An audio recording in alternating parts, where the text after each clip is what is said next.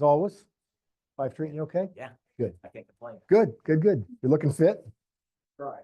He killed it at a jujitsu competition, like first place. Oh, wow. Yeah. Both of these I guys. thought that handshake grip was a little firmer than, yeah, You're in probably the safest place in Cass County.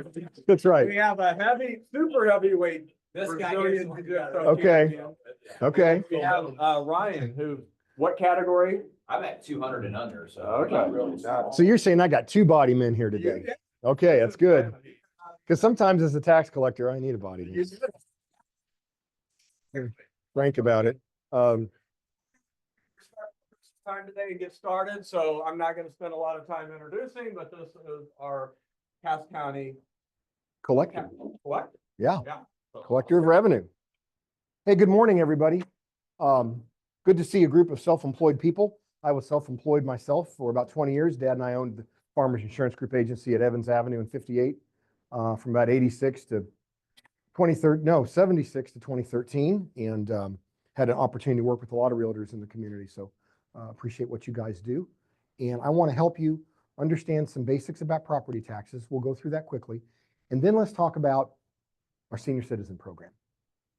That is going to change some things for some of your clients. Whether they're 62 or not is now going to matter in Cass County. We'll get to that in just a minute.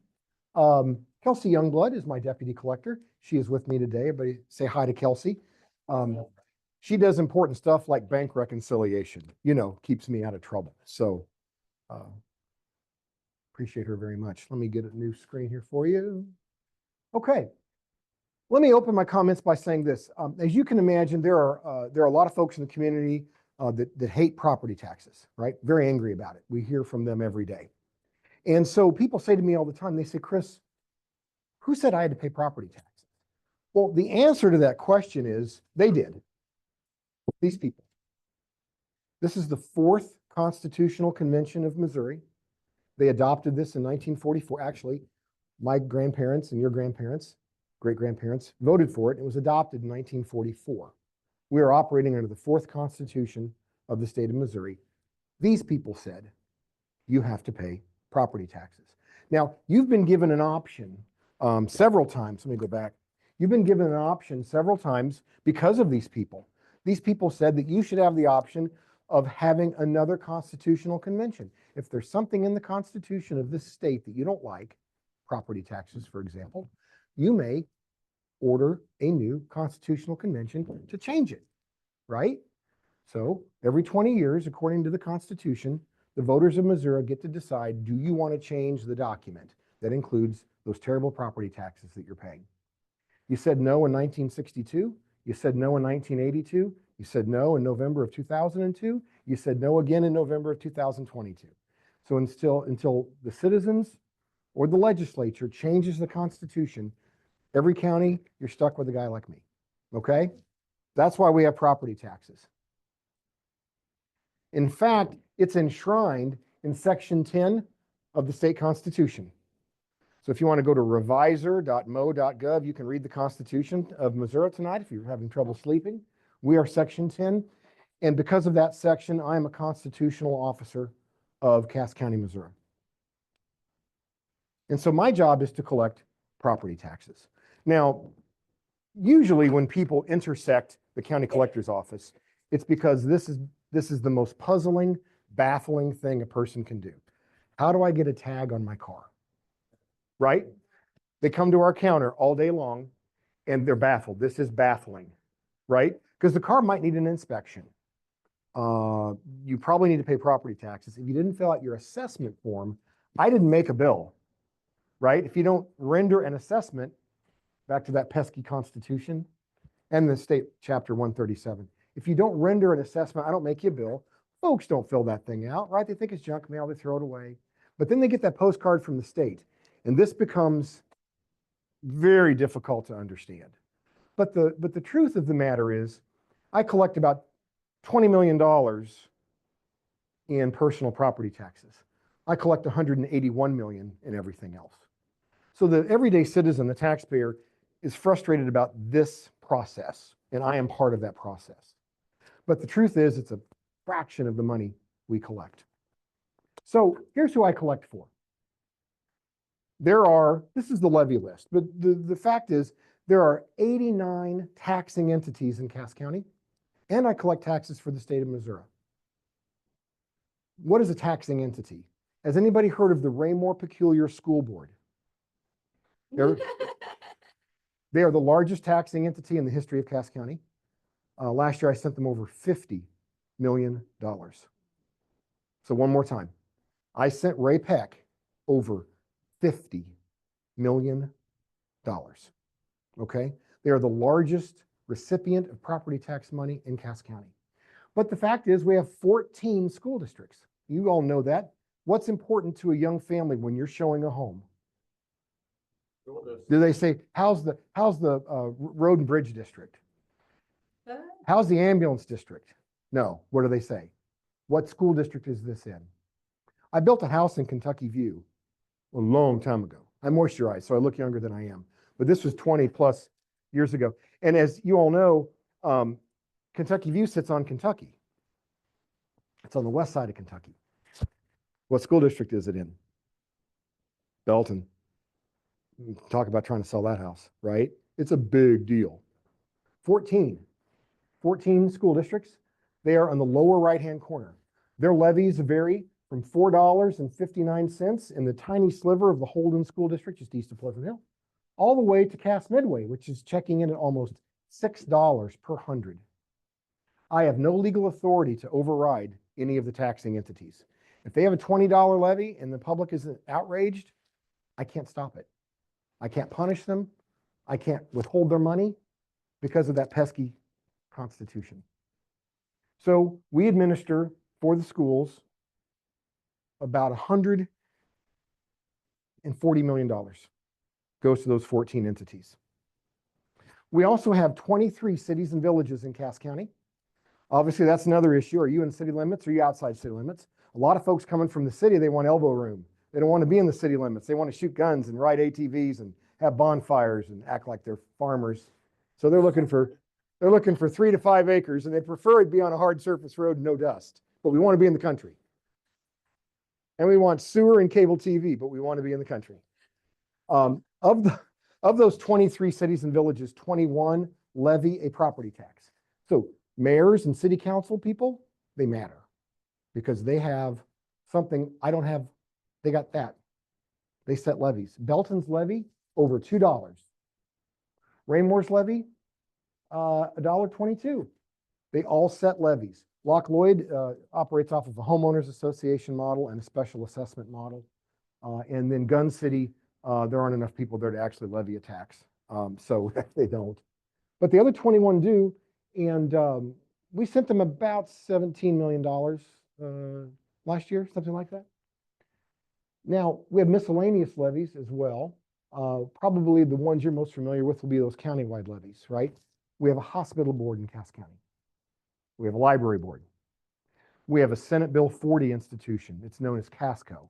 It's for the disabled, mentally challenged folks. It's a workshop, the slang for that, CASCO workshop. We do have 2 road and bridge districts, and part of the county is in the Metropolitan Community College District, right? Belton, for example, Greenwood, the Cass County part of Greenwood, the Cass County part of Lee Summit. Those folks pay into the Metropolitan Community College District. We also have some community improvement districts that include tax levy as well. And then, of course, we have ambulance and fire districts. And we have, I believe, 19 of those now. Some of those districts have an ambulance district attached to them. So $201 million went through our office this year. $201 million. And we went to bank rec. Kelsey and her team, they weren't off. They were on it by the penny. And that way I don't go to Cameron. I don't want to live in Cameron. I do not want to live in Cameron. $201 million. We are the 7th or 8th largest county in the state of Missouri in terms of property tax disbursements. I'll say that one more time. We're 7 or 8. I haven't seen, by the way, this is our tax return. We just filed it with Jefferson City. One of my jobs for you is to file the community's tax return. This is our tax return. So we were talking about who gets what. The library gets $6.2 million, but Cass County Road and Bridge only gets 4.4. So if any of your customers are upset about potholes, might want to think through that. Yeah, ambulance district, fire district, Metropolitan Community College, they're the schools. I overshot it, 131 million. I apologize, 131. So I've got to report this to the state of Missouri each year. That's what went through our office the last fiscal year that ended the last day of February. And we are audited ferociously, daily and monthly by all of the people we collect taxes for, including the state of Missouri. They get a couple of different taxes, and we'll talk about that in a minute because that is an important part of the senior citizen program. Before we move into that, let's do some quick facts about the office, and then let's get into some real estate specific issues. Kelsey's deputy collector. Lori Brummett is the chief deputy, and she really handles most of the finances and most importantly, our audits. We turn our books over to the county auditor every day. Each month we have to reconcile our books as well. Each entity we collect for has a CPA firm that audits us annually. So each school district hires an outside CPA firm to come look at my books to make sure I'm not shorting that school district a penny. $201 million, a record year, we talked about that. December was a record month for overall collections. We did $158 million in December alone. Why is that? Kelsey's an important part of the office because she runs our mortgage department. There are 23,000 homes in Cass County in escrow. They pay electronically, and they pay ferociously the first week of December. We get, what, $40 million wire from, just from CoreLogic is a $40 million bank wire. So Hawthorne Bank has me on speed dial. That's real estate. Think about it. That's Lake Winnebago escrowed accounts. That's Creekmore escrowed accounts. That's Loch Lloyd escrowed accounts. These are $20,000 and $30,000 property tax bills sent electronically. So December is the big month for us. And at the end of the year, it added up to $201 million in total collections. Another interesting thing, Cass County is not like the rest of the state in a couple of ways. Number one, you noticed on my levy list, there's no levy that says Cass County. Cass County does not levy a general property tax. I do not collect a general property tax in Cass County. You do in Jackson, you do in Bates, you don't here. Now, we collect some money for Cass County Road and Bridge, but not everybody lives in Cass County Road and Bridge. If you live west of Hy-Vee, towards the Kansas state line, you're not in Cass County Road and Bridge. You're in Mount Pleasant Road and Bridge, right? The library has a board. The commission can't tell the library board how to spend their money, even though they got $6.2 million, right? And you all in April elect the library board, the hospital board, right? You elect the fire board, all these different folks that have levies. But Cass County Commission does not have a levy. We operate on sales and use tax. We're the only, well, there's 3 counties in Missouri that do not levy a general use property tax. So when folks talk about property taxes are high, I don't argue with folks. I say, yes, they are, but it's not Cass County. Fire District Commission, there's a South Metro building up here. Those folks levy a property tax. They actually levy 2 because they have an ambulance district. So when your clients, when you're showing a home and you start talking about property taxes, it's not the Cass County Commission or Cass County government levying a property tax, right? It's all these other people, and it adds up. Here's the other way we're not like the rest of the state. I just went on a world tour taking my youngest stepdaughter to colleges. We have been to every rural outpost. Holy smokes. Kirksville and, Maryville, and we're going to Columbia next Saturday, and we even went up to Grinnell, Iowa. The rest of this state is dying. I don't know if you realize that or not. These counties in North Missouri and in the Boot Heel, they're vanishing. Where is their growth? We are the bright shining star of this state. I mean, with the exception of St. Louis, South St. Louis County, where all the beautiful office towers are and all the big corporations are located, Cass County is not like the rest of the state. We are physically adding new people every single day at my counter. Because when your customers buy a house, the county they come from does not tell me Steve and Susie moved to Raymore. They have to come and register. They have to set up an assessment account for personal property. We are at 100,000 accounts, right? We have almost 50, actually, we're over 50,000. This is an old cheat sheet. We have over 50,000 real estate accounts, and personal property accounts are at 47,000. We're almost at 100,000 accounts. When you add merchant license accounts and railroad and utility accounts, we are over 100,000 accounts. So it's a pretty big operation. And every day that number goes up, right? What are landowners doing? They're doing lot splits, right? Mom and dad have an extra lot. They've been thinking about it. So then one parcel becomes two. Or a farmer says, man, I could put 360 houses on 120 acres. Start doing the math in their head. Now one account turns into 8, 12, 20. Every week you can see at the county commission all the lot splits. It's public record. Every week we do lot splits, and not to mention city halls, right? So this real estate number is going up, and a lot of these folks are coming in from outside of the county to work at places like Honeywell, right? They bring 3 or 4 cars with them. There's another account, right? So we are not like the rest of the state. We are growing. More people are born than die. More people move in than leave. And that you can't say that about 95, 96 other counties in this state. So you're in a really awesome market. And it's really very fascinating to see all these folks moving in. And I try to ask them, where are you from? What are you here for? It's usually work, right? And it's usually work not in Cass County, but they're choosing to sleep in Cass County. You probably have discovered that. So let me move to the next screen. Okay, what you're here for, the good stuff. I served in the House of Representatives, and I staffed in the House of Representatives, and then I lobbied the General Assembly for a number of years. And, strange things happen all the time. One night we were on the floor and we were debating a bill that was going to clean up the streams down in the Ozarks. There was all this pollution. And a fierce debate takes place on the floor about, what about styrofoam coolers? Or what about, this? What about this? And they wanted to clean up styrofoam cooler waste. They wanted to be able to ticket. Park rangers wanted to be able to ticket people for dumping that styrofoam cooler in the Elk River or whatever river you like to float. And so this ferocious debate is taking place. It's near midnight. Several fellows went to dinner and came back after having a couple of cocktails, and a few other fellows were out past their bedtime. And one guy stands up and he says, Mr. Speaker, gentleman from St. Louis County, what purpose do you rise? Point of clarification, Mr. Speaker.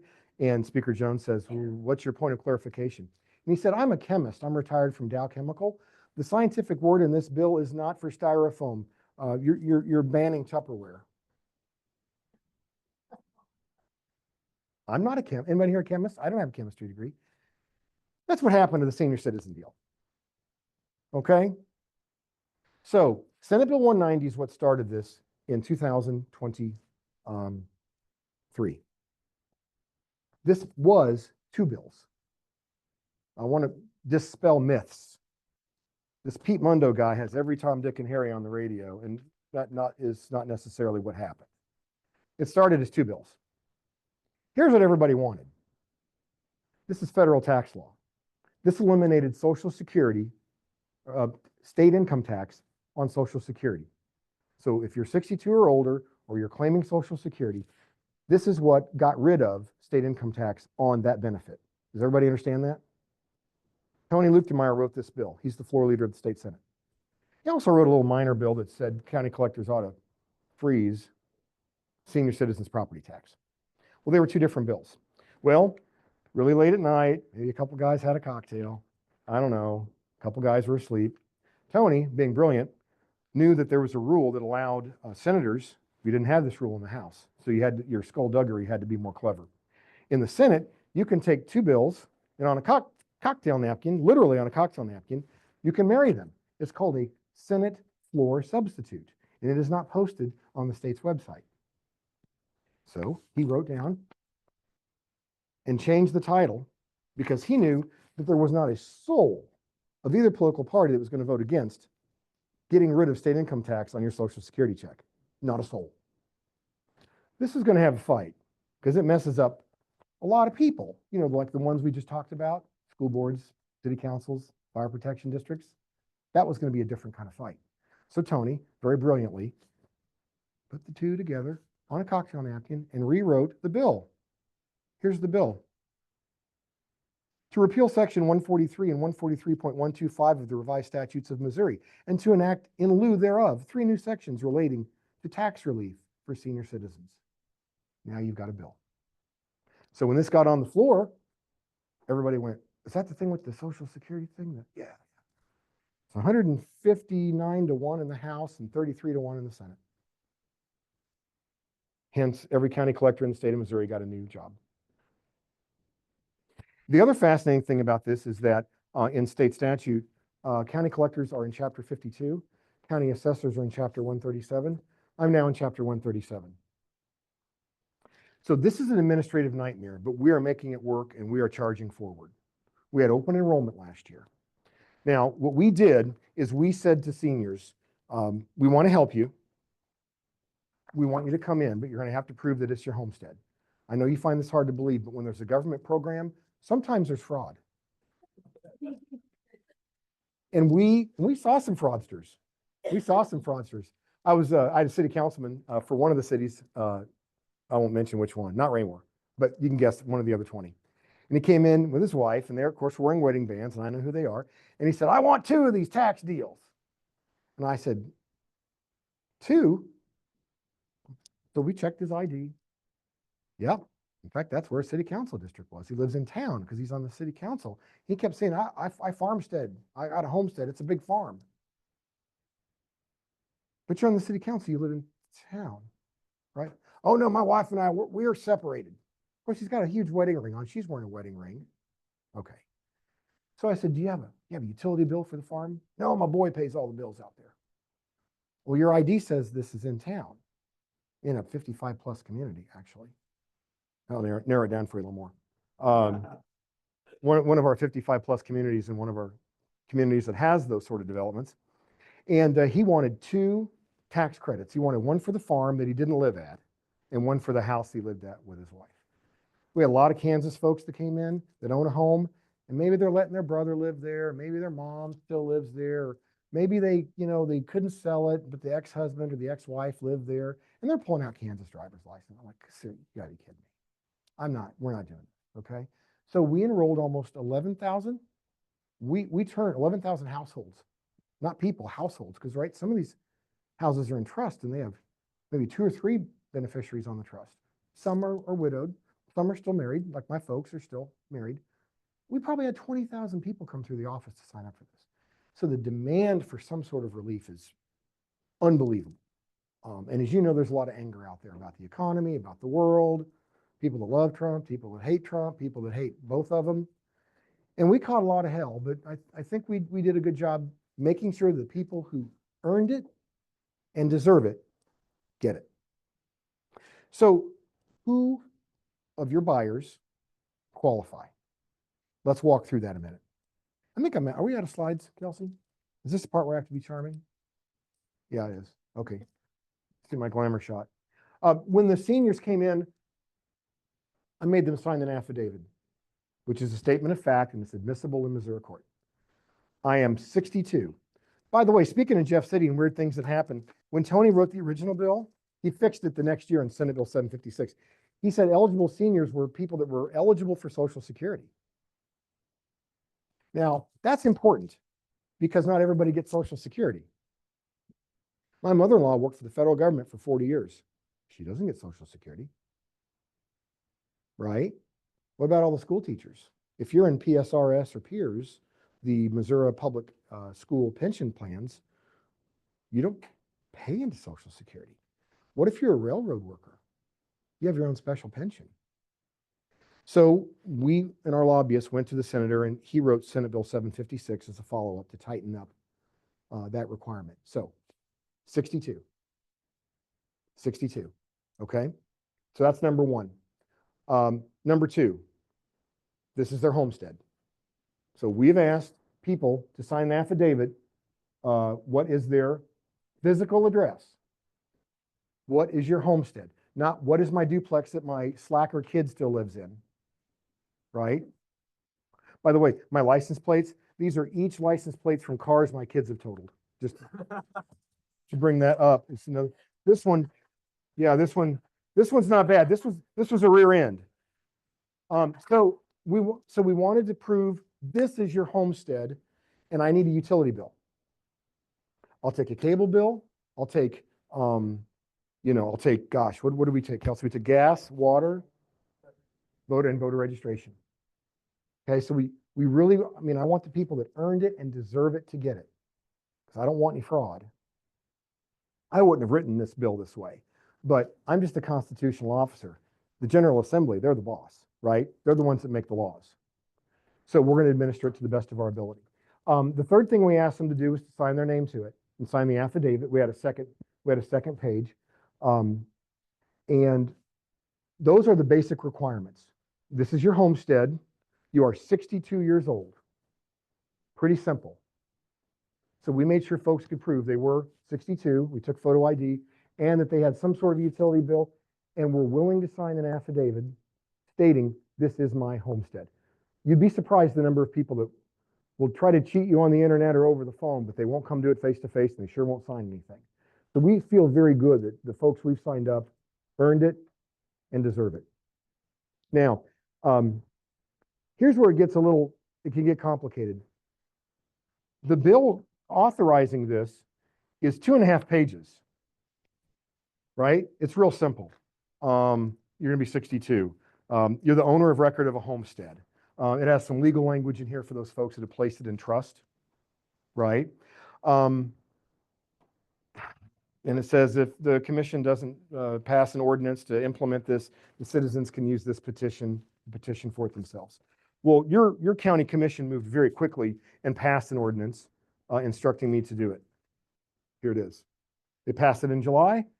We had open enrollment through the summer, knowing that this was going to happen. I was sent a draft copy, and we just simply waited for the day Governor Parsons signed it. Law.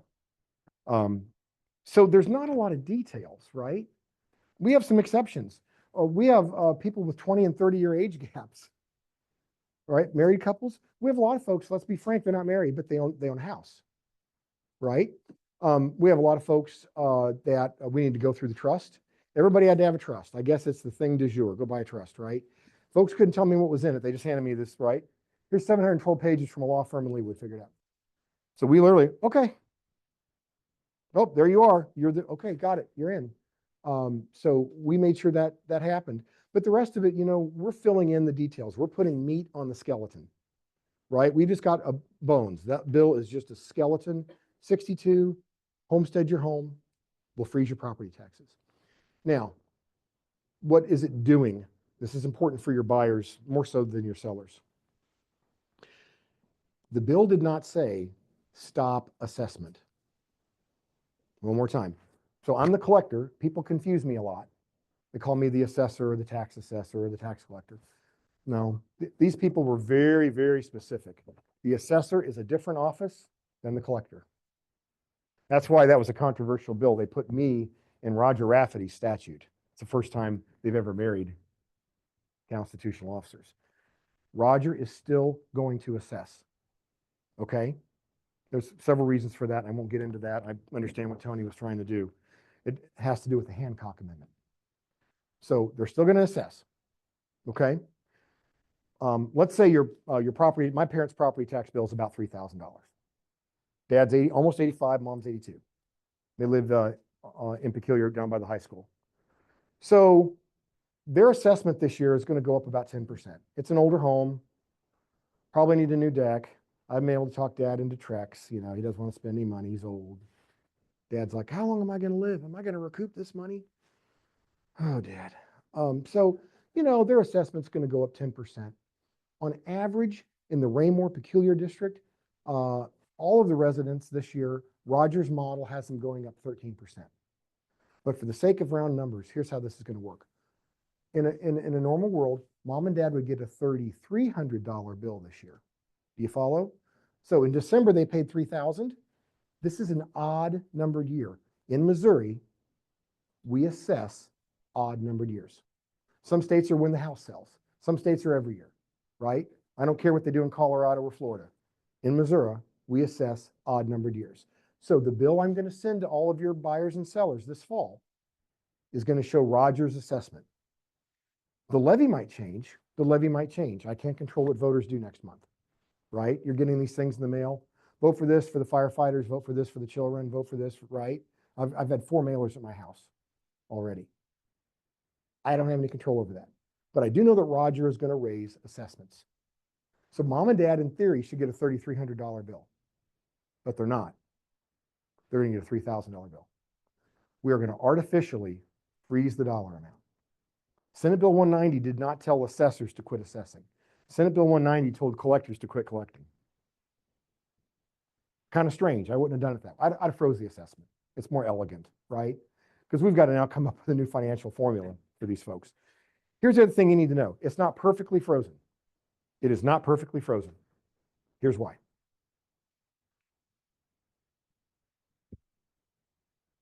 Where'd it go? I sent the state of Missouri $784,000 last year. On every one of your bills is a little tiny line item in the upper corner that says state. That is the State of Missouri Blind Pension Trust Fund. I cannot freeze that. It is not a local tax. The governor and the Department of Revenue sent us some very nice certified mail reminding us that if I did freeze their tax and the commercial surtax, which was 2.4 million on commercial buildings, so the owner of this building pays commercial surtax, that's a state tax, not a local tax. If I did freeze the state tax, they would meet me in court. So on mom and dad's bill, that state blind pension trust fund is about $14, $24. So next year it's going to go up about $2.40. So they're going to get a bill for $3,002.40. Now, I didn't write the law, but I have to follow the law, right? That thing about being taken up to Cameron. So people are going to get these weird bills that are a couple of dollars more than last year. We didn't lie to them. We didn't screw them. We didn't cheat them. We're not in bed with Biden. We're not in bed with Trump. We're not in bed with the Chinese. I can't freeze state money. So I can't freeze 784. So that is a set levy. The legislature sets that levy. It hasn't changed in decades and it won't change. It's 3 pennies. So on a typical bill, it's going to be 30 or 40 bucks. So next year it's going to be 32 bucks, right? What I'm freezing are the biggies, schools. So your elderly buyers need to know that they can qualify for this, and we're going to freeze the big taxes. The city levies for all of your buyers that are in city limits, we're going to freeze those. Fire and ambulance districts, if they live in a fire and ambulance district, we're going to freeze those. And obviously the county-wide levies for our Casco and our hospital. We're going to freeze those. So their bill this fall won't be perfectly frozen. Here's the other exception. When Senator Luetkemeyer cleaned up Senate Bill 190 this last legislative session, he added one other provision. The legislature was concerned with some complaints from the people that tax you. Well, if I'm 62 and I get this frozen deal, I'm probably still working. So I'm going to run out and I am going to put on a brand new Trex deck. And I am going to build that barn I've always wanted. And you know what? My wife wants a pool. And now I'm going to make that house worth twice what it was the day before I signed up for the senior citizen freeze. I'll really stick it to the city council. Legislature said, no.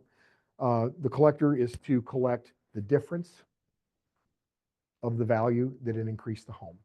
So we will reset that frozen bill. I've got one in Creighton. The barn dominium, then they're building another barn dominium next to it, and they're linking it with a pool.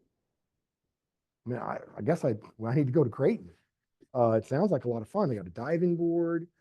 But that's unusual for a senior to do that, right? Like my folks don't want a project at their age. Pretty unusual, but we will have some folks that do that.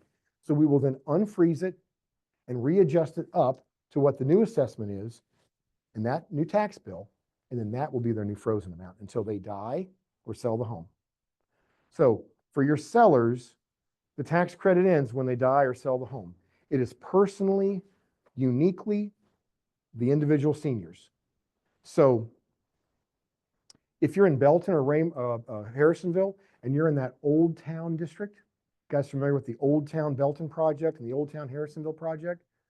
They get their property taxes abated for new siding, putting on a roof, right? that stays with the home. That stays with the deed. That's recorded.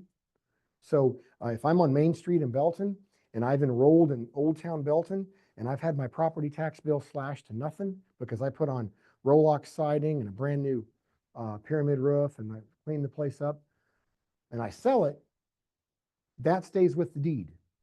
But Senate Bill 190, it's personal. If you're dead, it's gone, because if you're dead, you're not a homesteader. If you sell the house or if you move to the nursing home, it's gone. You have to personally apply for it. That was implicit in Senate Bill 756, the cleanup bill. Tony made it completely clear. It is an annual program. So renewals will be going out to all the seniors that signed up last year, and it's going to look like this. They're at the printer as we speak. The senior will be able to open it up, see their name, sign that they still live there. And I don't want to be morbid, but let's be honest. One of my problems is, do you know how many people have died since they signed up? In all seriousness. We had 100-year-old people. We had 4 EMS calls. I'm like, $200, saving $200, is this really worth it? Yes, it was worth it. They were lined out the door. It was pandemonium. So we're not going to ask people to come back into the office to renew. But the renewal will be an annual renewal. I'm going to do it the old-fashioned way for the first couple years to beta test it. And then we'll figure out what people are best at, right? What do they understand? What's easy to fill out?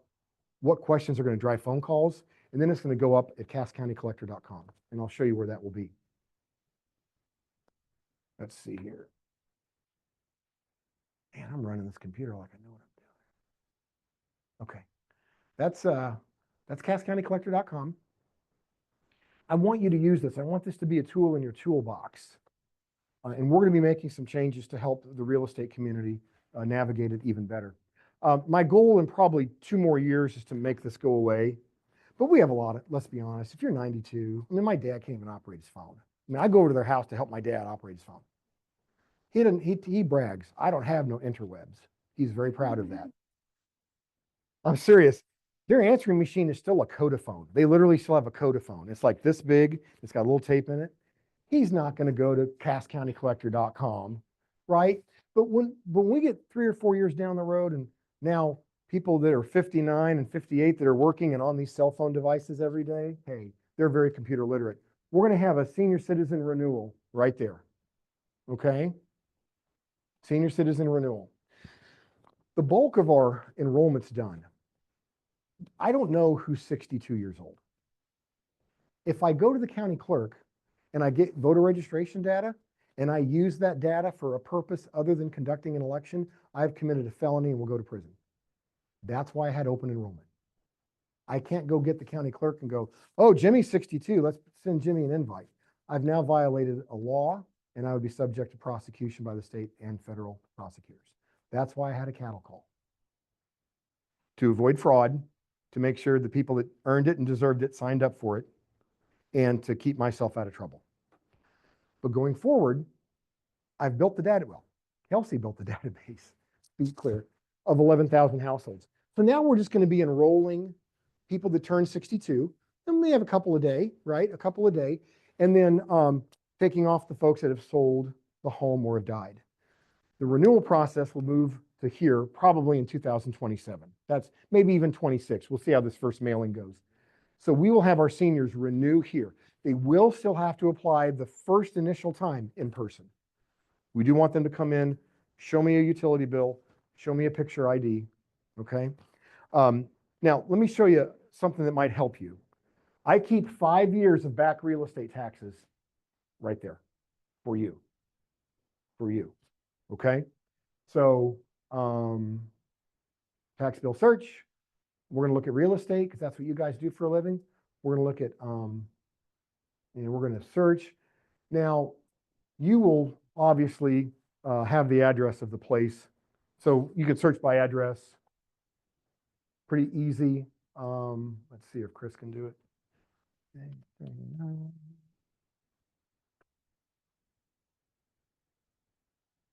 There's a senior citizen I know. Their deed is so old, it's still on the deed as WF.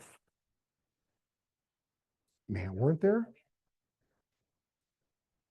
We had so many seniors You know, back in, it's very sexist, it's stupid. But back in the day, they recorded the name of the man, but not the name of the woman, or they put WF. So we'd have to get on the website for the recorder, which I have an account, pull it up and read the thing, right? And get 8 pages in, and it's from 1967, right? And you got a magnifying glass. We hunted these things down because we wanted people to benefit from it. So you can see what the taxes are. So mom and dad paid $2,869 last year in November 21st. I went to the house and wrote out the checks for them. So this fall, they're going to get a bill for about $2,871 because of that state blind pension trust fund. Can't freeze it. There it is, state, 11 bucks. So what happens? I know what you're thinking, Chris, what happens if your mom and dad sell it? Good question. So the following year, the tax credit will come off and it will be recalibrated to what it should have been. Okay? What it should have been. And if they're 62 or older, and remember, it only has to be one person on the deed. So if a 63-year-old is married to a 53-year-old, they qualify. Now, if the 63-year-old dies or they divorce, the following year, that bill is going to go back up to the non-62 price. Okay? Does that make sense? And I can give you the mathematical formula, I just can't give you the numbers. Because let's be honest, a house in Loch Lloyd assessment is not going to be like a house in Lake Annette. Right? Lake Annette may actually go down. Loch Lloyd's going to 14.99%, I promise you, as is probably Creekmore. So call us and we can walk you through that. But the first thing I want to do for you is tell you that I'm working with my computer programmers to flag this in some way with some big red letters that say Cass County Senior Citizen Property Tax Program. Call for new tax bill. So you can disclose to your buyer what it is they're going to get themselves into. We're going to have some younger buyers ticked off about this, to be frank with you. You know, if this goes up 10% a year, so this is what, 2025. So this round numbers, $300, then 2027, another $300, and then 2029, another $300. Now we're at $900. So when your young person buys my dad's house, it's going to be $3,800, $3,700. So what the bill really did was it created a new class of real estate. So as you all know, the state constitution says that you sell 3 different types of real estate. You sell agricultural properties, you sell commercial properties, and you sell residential properties. Fundamentally, what the Senate bill did was created a new class of real estate, senior residential. So think of it that way. So if you've got a buyer that's not 62, now, if they are 62, I am going to hit them the first year with that $3,700 or $3,800 bill. But if they'll come down and apply, the next tax bill they pay will be frozen for the rest of their life. Okay? So it's going to help your buyers if they are seniors. We just have to recalibrate because they have not applied. We have kept in the computer the information for both spouses if they were both 62 and older. So if, God forbid, one of the spouses die, they don't need the extra stress of coming to my office. We'll simply either have them tell me through this mechanism or they can pick up the phone and call us. And we will just note the file that Jim died, but Shirley's still in the home. We don't want to cause any stress, any undue problems. If you both were 62 and we've got you on the application, you're going to keep your deal until you die or sell the home. One of the problems this has created for my staff, Haley is kind of running the program for me. Do you know how many properties change hands a day in this county? It's insane. I mean, the quitclaim deeds are out of control, right? Speaking of cocktail napkins in the middle of the night, but we see those things. And so she gets a stack of deeds on her desk every day. We have to go through them one by one and go, Jim and Shirley. Yeah, I don't see them on our list. Oh yeah, Donald and Barbara A. Yeah, they're 62. They get the deal. So we have to manually go on the computer and take them out for next year. So it's put a lot of work on staff. But I do think if you're 63 or 4, 62, 65, and you're going to be here for a while, this is a good deal. This is a great deal, right? But as my father pointed out the other night with scotch in hand, I don't know why all those old people went up there. Half of them aren't even going to be alive when you make the bill next year. And Dad was spot on. We've had to take a lot of people off.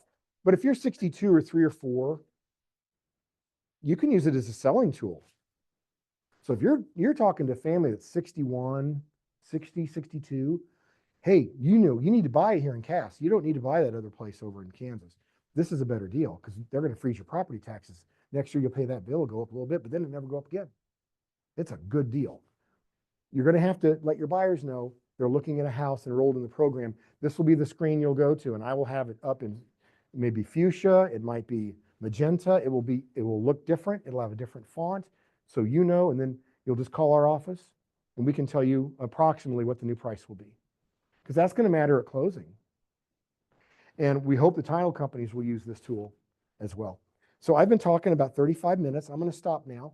You've been very gracious. I know you've got a few questions and I don't want to step on your time either, Tom. Yes. So. Yeah. When these bills come out for 2025, Mhm. they'll be in fuchsia, whatever. But my question is the assessed value, Mm-hmm.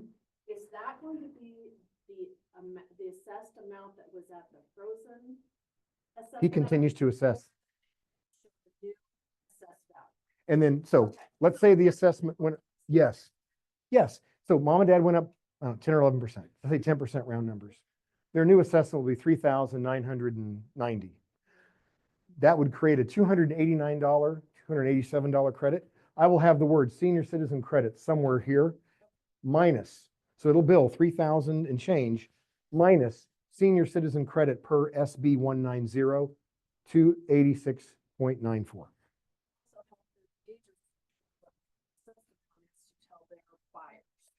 The reason, yes, the reason this was so controversial, and Tony Luchtenmeyer, the brilliant senator, he's evil, he's very smart, smarter than I am, married it to the bill that was going to pass, was that title companies, the real estate community, assessors, collectors all went, whoa, whoa, whoa, whoa, whoa, whoa.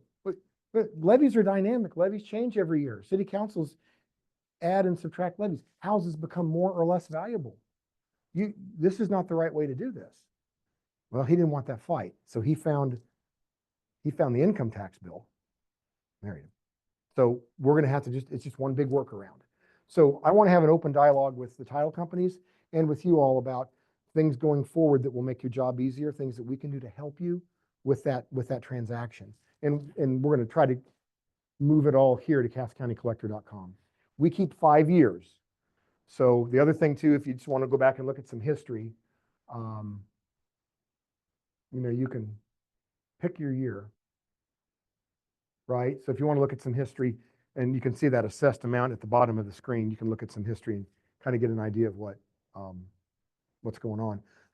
But we're looking at about 13% in the Raymore peculiar market for residential, commercial about 7% increase, ag pretty flat because obviously most of the ag is being sold and turned into either commercial or residential.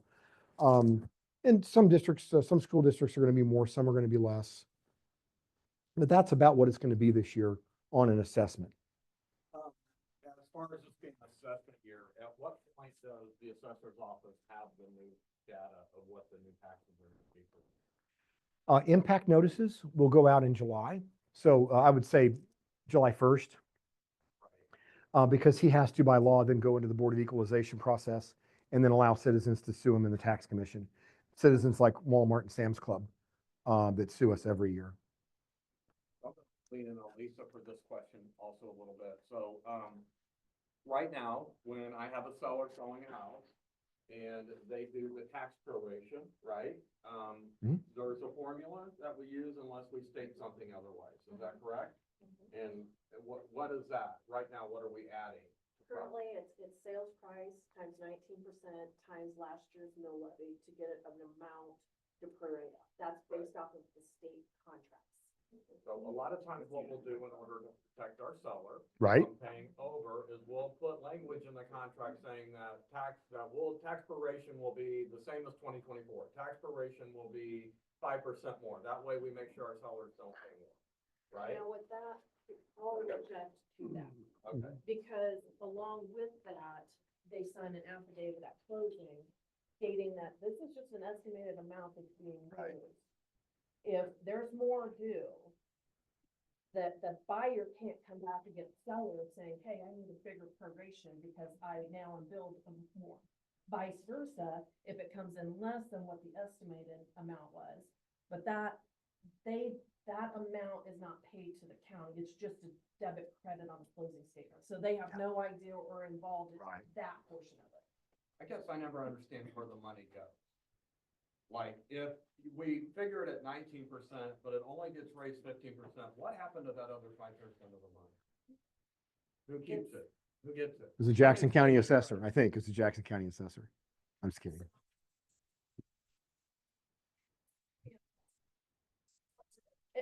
It would be then, in that case, of a benefit to the buyer. Okay. It Because would be a it's benefit to the It buyer. would be prorated off of a higher amount, there's for taking more from the seller's side, giving more to the buyer. So if I'm working with the buyer, then my best is, I'm just keeping my mouth shut because he's maybe more likely to come out ahead. You know, when we talk about taxes, right? Yeah. In theory. Right.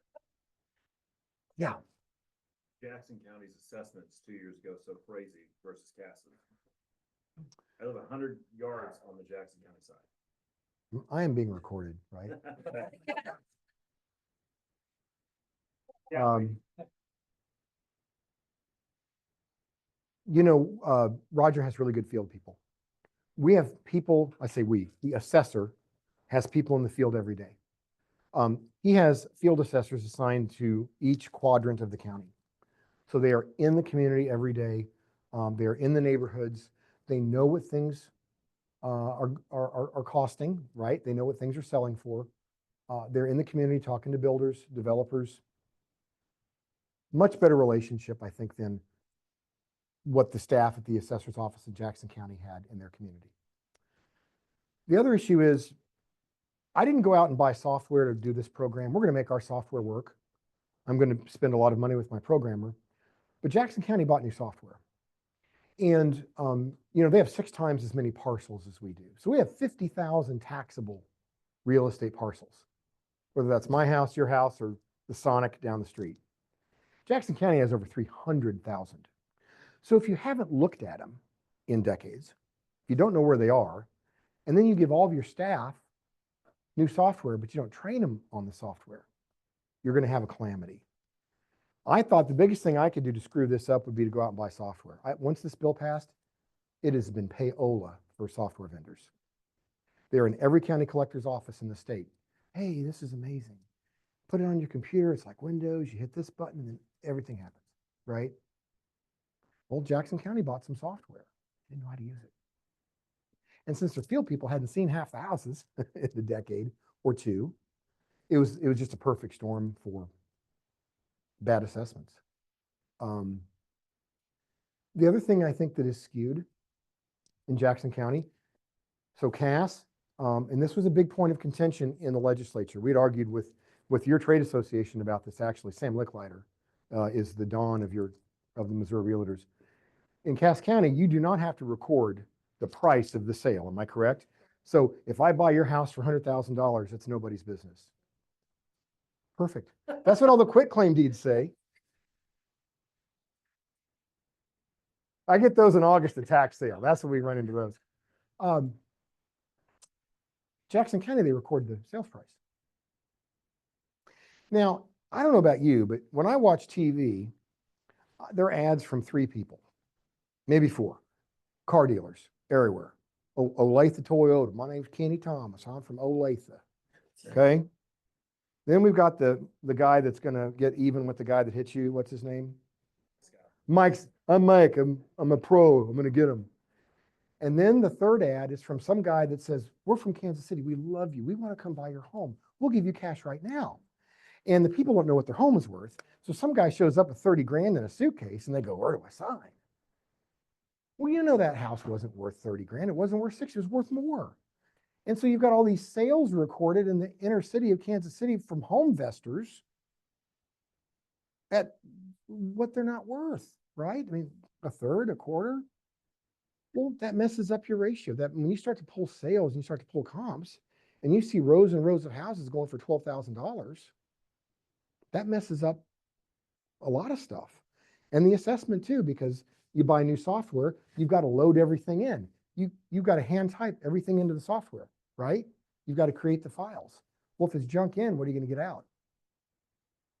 So that was a unique problem. I do think that it's important that it's not important that I'm elected. In the big counties, I'm an appointed person, right? Because I don't write laws, right? I'm not a policymaker. I just administer the office. But St. Louis County elects their assessor, and Clay County elects their assessor, right? All the big counties, we call them charter counties, they elect their assessor, except Jackson County. You know, our assessment staff knows that they're public employees and they work for you.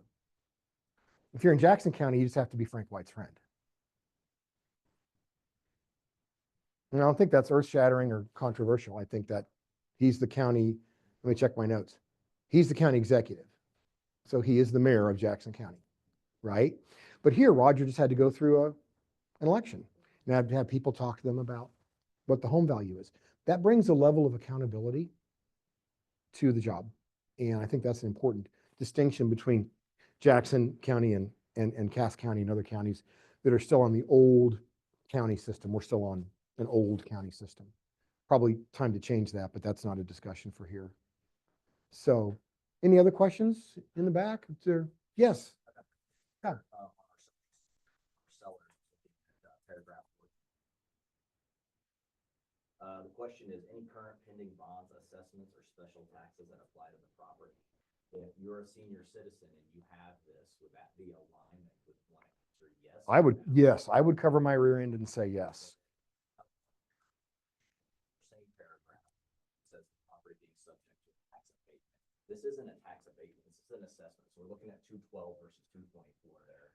So 212 is one. So an abatement would be Old Town Harrisonville, chapter 353 in state law, and then Old Town, you know about Belton, Old Town Belton.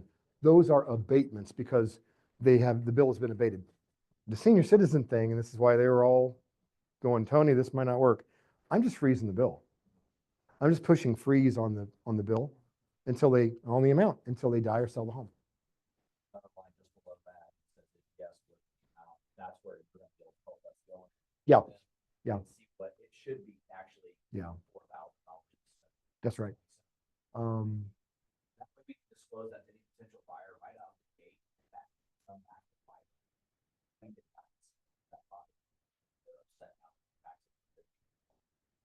Yeah, I think that, you know, as an insurance agent I'm still an insurance agent, actually. I kept my licenses. I don't know why.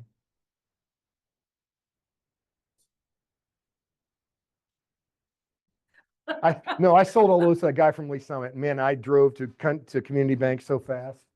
I'm going to put, and Kelsey, correct me if I'm wrong, I think we've talked to Brett about like the credit line, you know, on the AS400, it's going to be in the upper right-hand corner. So you should see a credit line. I think it's going to be here. Yeah. Yeah, you'll see that credit. So all that means is if they weren't 62, their bill would be that much more. But I need to see, the law says I have to show the senior the value of the credit. So the law says I have to change the way their bill looks, which is another chore, right? Another chore that we're working through.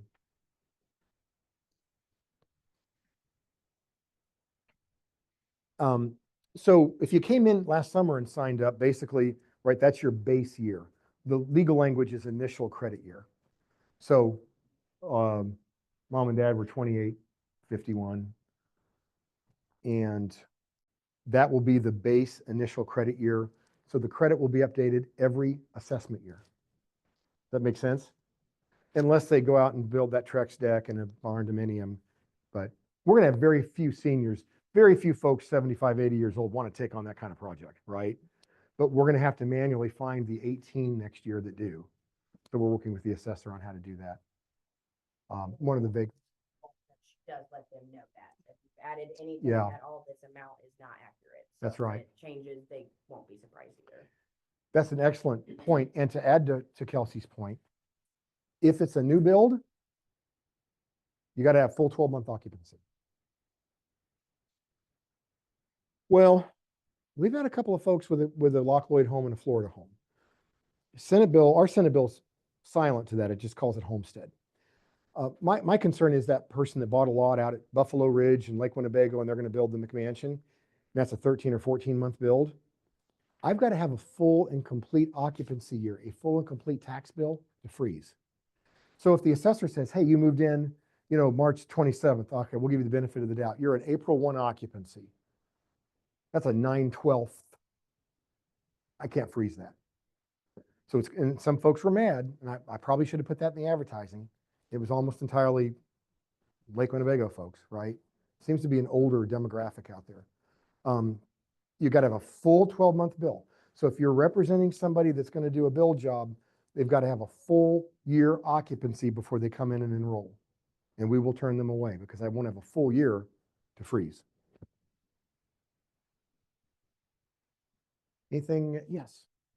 I just want to thank you for your staff. You guys do an amazing job. They're really great. Thank you for all that you put into it.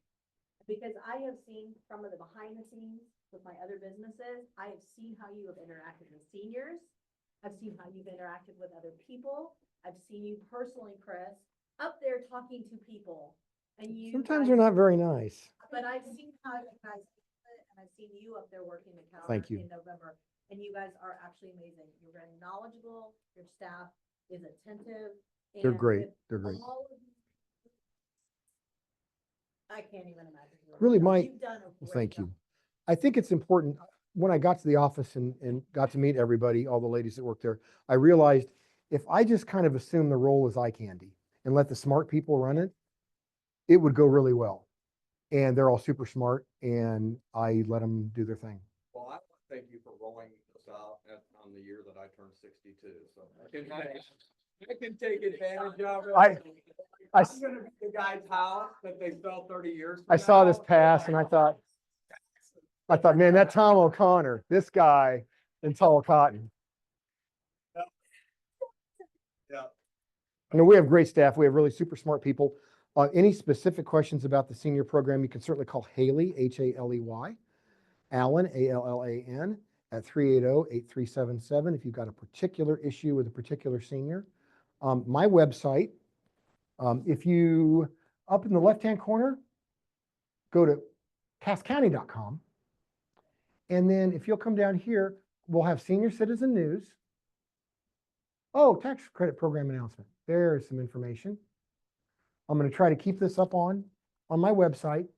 So this clarifies what new applicants have to do for 2025 and what renewals have to do. And I'm telling the folks, don't come back in. You came in once, you signed the deal, we're going to mail you a card. So go to my website. The other, it was a lot. It was a lot. And then the other, there we go. Let's go back. And then here is down by my tax sale where I normally have all the properties in the summer. I'm going to have this.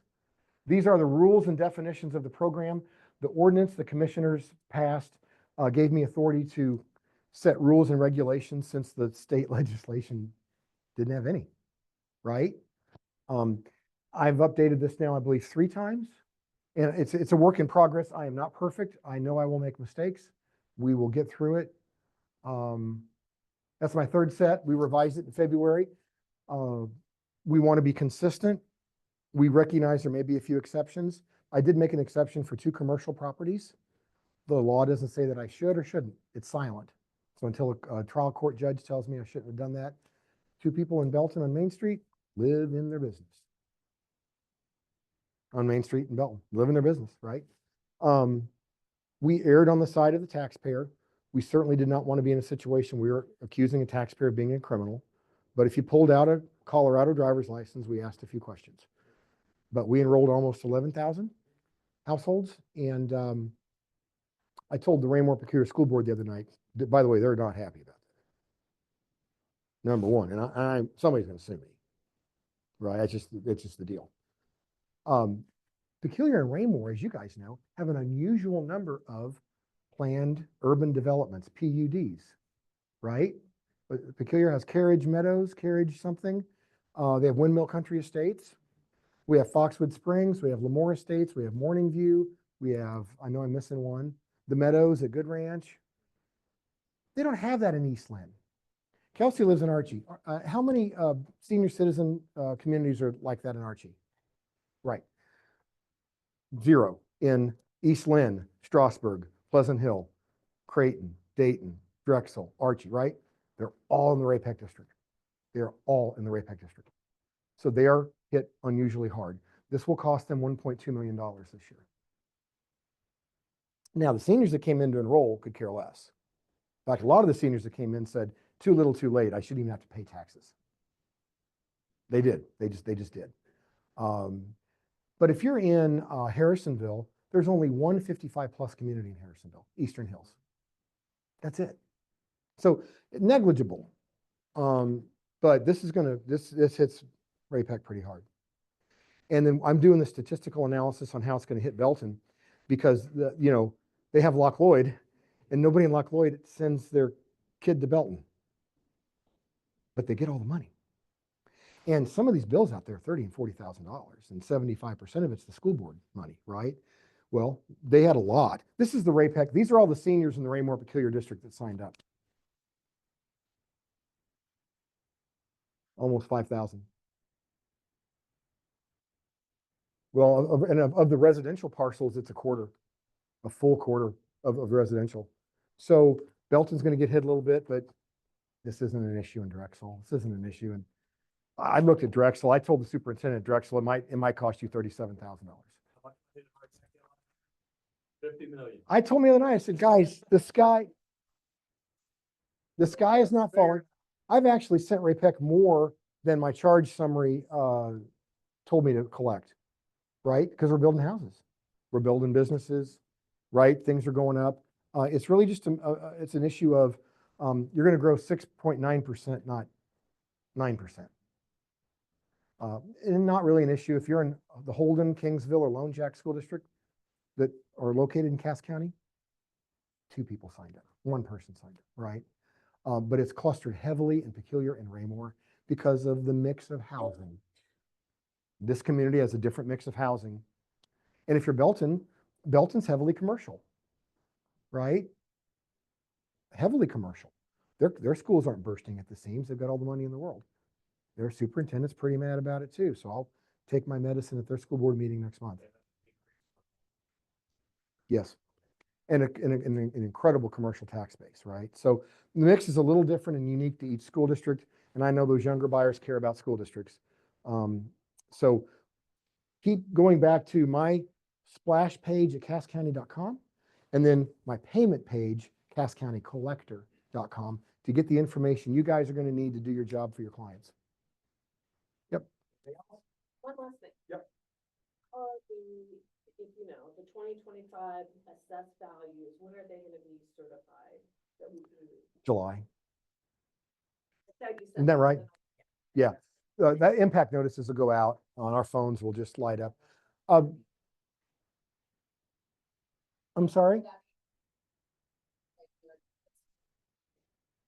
On my website or the assessor's website? I would think they'll have it updated, and yeah, I would think it'd be updated at cass.assessors, isn't that the site, or cass.missouri? I would say no later than 10th or 15th of July, because he'll have to go through the Board of Equalization process. And then those folks that sue, they've got a window to go to the State Tax Commission, right? So he's got to follow those laws that are separate from mine. One note, I know I see a lot of real estate professionals at my sale every August, right? We've never had more delinquent real estate parcels than we have at this very moment. 2,200.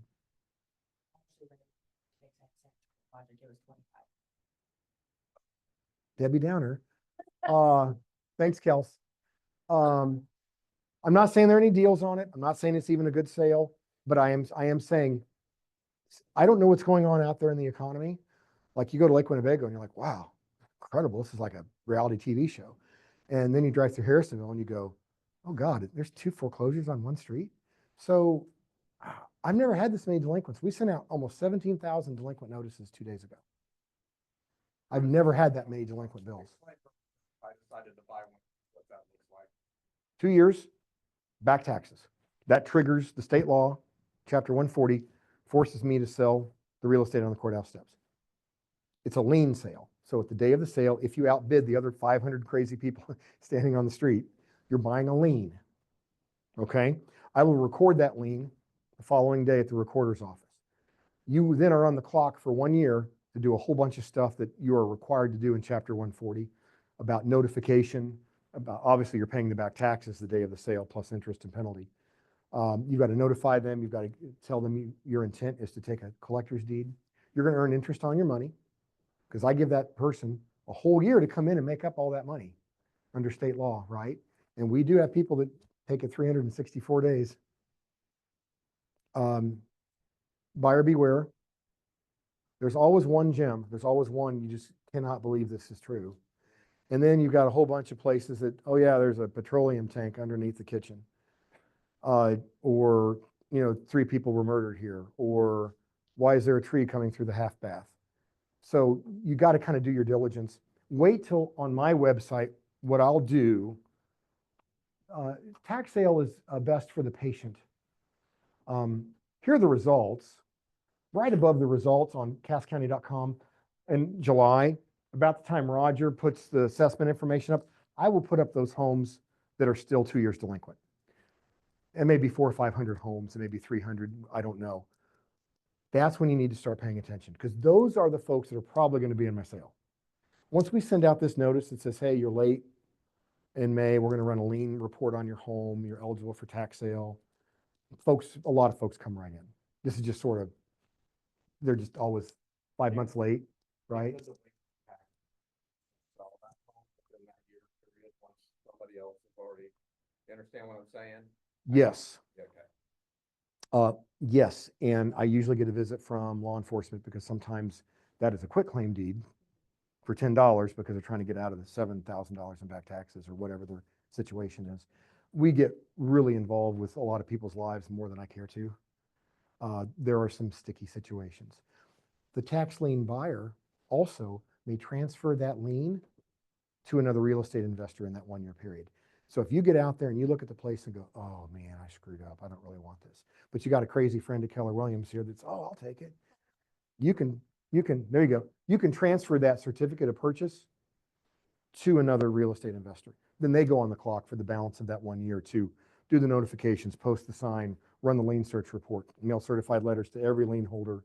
It's a process. The better sale are the mortgage foreclosure sales that the law firms have in the courthouse on a regular basis. But there's always a gem. There's always a really, you're like, wow, I can't believe this is such a great property. So I've got really good taste with those lien sales because every time the 5 that I pick out go way, way higher than I think they should. They're the only ones that go up. Say like 10 of them out of 10, how many of those 10 make it the whole 365? Like to where you actually. That is a great, let's just do some real numbers. Good segue. Good segue. Okay. So one of the things that I have such an awesome staff, one of the things that we do is we literally go try to find people. Like, I don't want to sell your house. Every tax sale property is a potential lawsuit for me, first of all. So I'm thinking about mitigating my risk as a business person, thinking about mitigating the county's risk. We go hunt them down. She gets on Facebook. Lori gets on TikTok, right? Christy Morton gets on whatever she gets on. And we try to find these people. Is there an obituary? Can we find anything in CaseNet? Anybody getting sued? Anybody getting custody battle? Anybody going through divorce? We whittled our list down last year. I'm very proud of my staff. I only had 27 on the sale. 27. The lake communities like Camden County and Warsaw, Benton County, 2,700, right? So we go track these people down, with a vengeance, because my burden as the tax collector is that I have to follow the due process of the 14th Amendment of the United States Constitution. These people have to know that something bad is about to happen to them. And I would have to prove in a trial court that they were notified of the pending action against them. That is literally my burden. That's why you see these big orange signs in the yard and we take 20 pictures of it. But we find people sleeping under bridges. We find people that decide to go off the grid. You really find out a lot of stuff about folks. what went all the way, we sold 18, 9 did not sell. So 9 were so terrible, they didn't sell. Right? Like you got, yeah, like smart people like you went to my sale and went, "Oh, no." So sold 18, and I think of that ratio, I would say we will give collector's deeds to 9 to 10 real estate investors. So about 50 to 60% of those will change hands. Yeah. So I'll probably have a big sale this year with those kind of numbers, 2,500. We might have a 70 or 80 parcel sale. And the longer I'm standing out there, is more time for some crazy person to, hit me upside the head with a hammer. I mean, we have deputies day of sale anymore. We had an altercation last year. Yeah. So, buyer beware, but it's an interesting process. And there are going to be, we're going to issue 10 or 12. I issued 2 deeds on the 23 sale a few weeks ago. Don Butterfield. Yeah. Don Butterfield, real estate investor from Belton, some of you may know. So we will have that information on casscounty.com. So if you guys want to start looking at those properties in July, make it easy for you to find.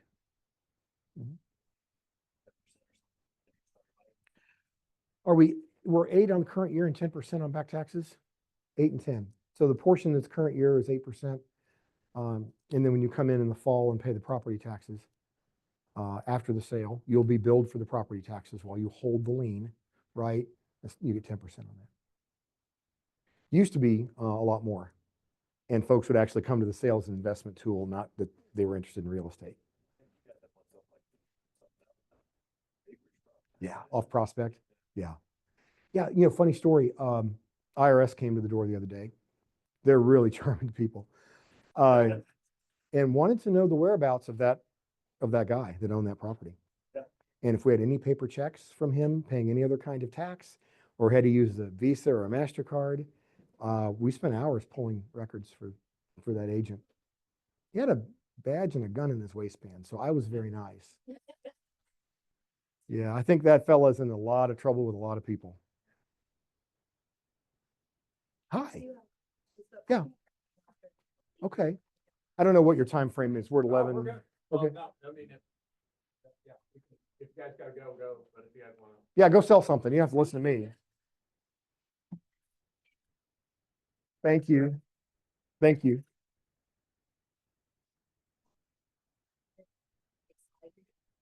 So it's a 2-acre property. Mhm. and are, like, how many acres in the house have to be considered residential? Good question. So that's a question for the assessor. If they're going to split the parcel, you can call the real estate offices 380-8400. And that is the real estate side of the assessor's office. And you can talk to them about classification. Sometimes they're going to want to see a contract from a baler, a hay guy, or a sales contract. If you're doing the baling and you're selling it to a cattle rancher, they may want to see proof that you're conducting agricultural activity. Certainly, they're not going to do that on a 5-acre parcel, but if there's a 20-acre parcel, they might be willing to put 15 in ag and leave 5 in residential. Thank you.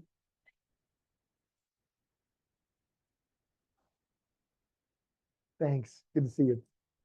Hi. Good to see you. I thought I saw you back there.